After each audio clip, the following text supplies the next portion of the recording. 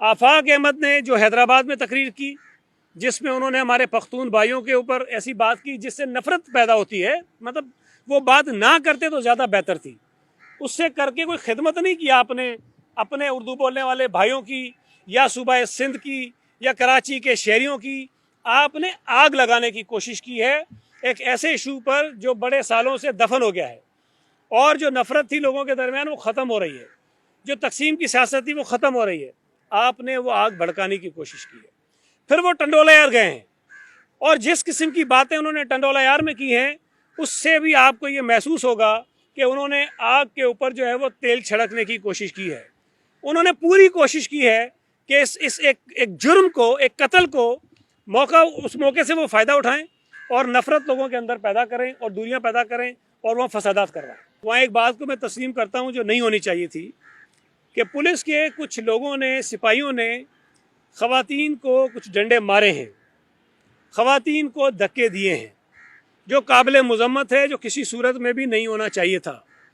ये वाक़या जैसे ही हुकूमत के इल्म में आया, चीफ मिनिस्टर साहब ने एक्सप्लेनेशन ली DIG से, और उनको हिदायत दी कि जो पुलिस के लोग इस वाक़े में इन्वॉल्व हैं, जिन्होंने ख़वातीन से बदतमीज़ी की है, उनके ख़िलाफ़ कार्रवाई की जानी चाहिए। ये किसी सूरत भी बर्दाश्त नहीं है कि चाहे कोई किसी ने जुर्म किया हो, उसके ऊपर कितने संगीन इल्ज़ामात हो, उनकी ख़वातीन के साथ बदतमीज़ी की इजाज़त किसी सूरत में नहीं दी जा सकती है। उस पर जो है वो कार्रवाई होगी, जो भी पुलिस के लोग उसके अंदर मुलविस हैं उनके ख़िलाफ़। लेकिन इस पूरे वाक़े को बुनियाद बनाकर जिस तरह इस सूबे के अंदर एक मरतबा फिर लिसानी तकसीम पैदा की जा रही है, लिसानी नफ़रत की पैदा की जा रही है, उस बुनियाद पर फसादात की साजिश की जा रही है, मुझे बहुत दुख हुआ।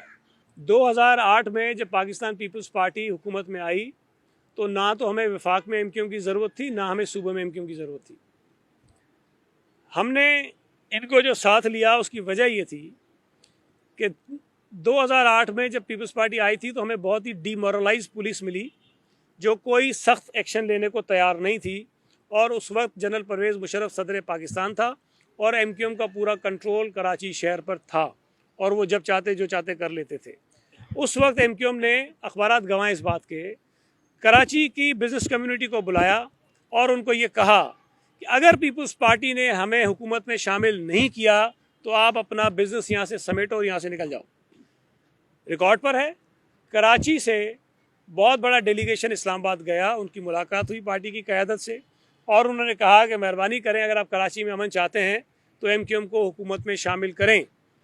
और हमने कराची में अमन बरकरार रखने के लिए MQM को हुकूमत में साथ लिया, ताकि जो माजी की तलखियाँ वो ख़त्म हों और कराची एक बेहतर अमन, पुरअमन, देर पामन की तरफ जा सके।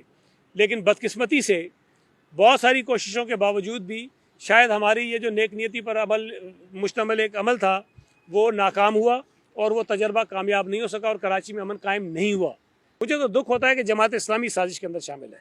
जमात इस्लामी जिस किस्म की यहाँ बैनर लगा रही है, जिस किस्म के नारे लगा रही है, वो भी यहाँ तकसीम की सियासत करना चाह रही है।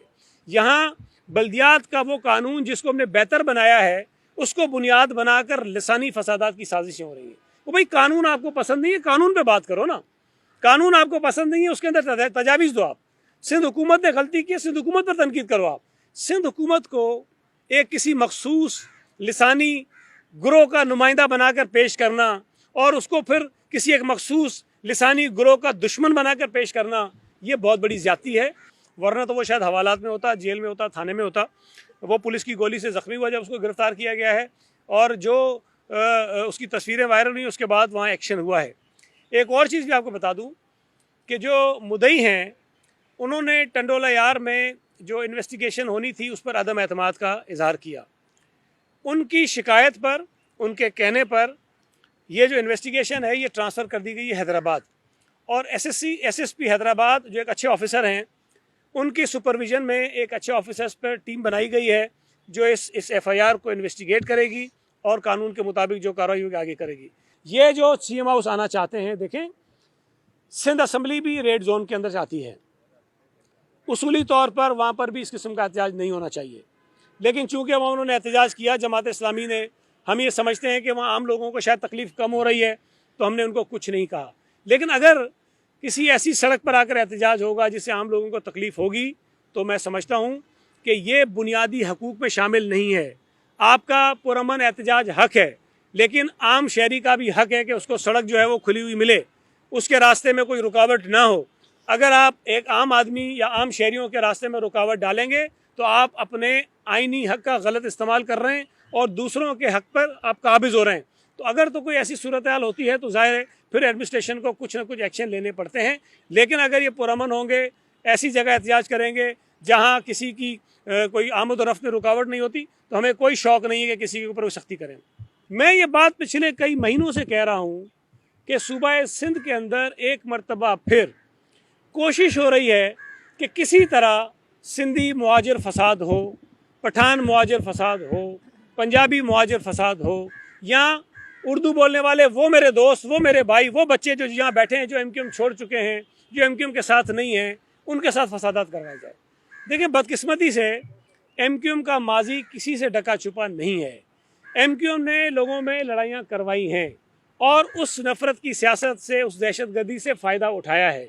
उसकी वजह से कराची के लोगों ने नुकसान उठाया है, कराची शहर ने नुकसान उठाया है, पूरे पाकिस्तान ने नुकसान उठाया है। आज एमक्यूएम के लोग खड़े होकर ऐसी बातें करते हैं जैसे उन्हें 12 मई का वाक़या उनको याद नहीं है, ताहिर प्लाजा का वाक़या उनको याद नहीं है, बल्दिया टाउन की फैक्ट्री का वाक़या उनको याद नहीं है। ये चंद वाक़या तो जो मैं आपको गिनवा रहा हूँ।